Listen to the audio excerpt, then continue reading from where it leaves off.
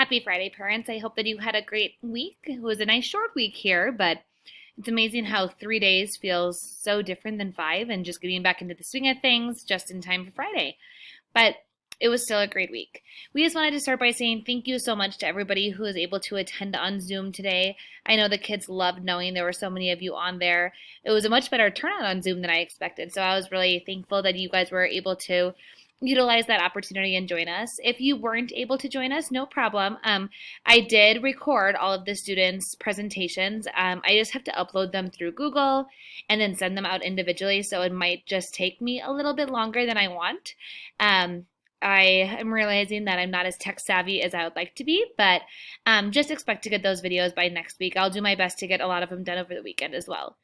This week, we worked on poetry and reading and really looked at similes, metaphors, and personification. And so the kiddos did a great job with that. In math, we focused on perimeter and analyzing that you can count units around or you can add together sides. And they seem to really thrive in finding perimeters of shape.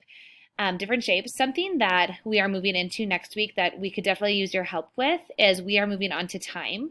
And because of going home last year due to quarantine, they missed a couple of the time lessons from second grade. And so just working on telling time with your kiddos at home would be super beneficial as we work on elapsed time in third grade. So looking at 2 clocks and figuring out the time that passes in between.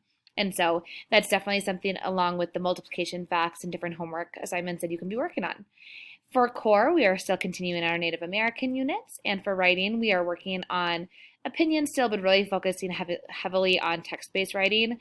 So using evidence from different texts to support our opinions.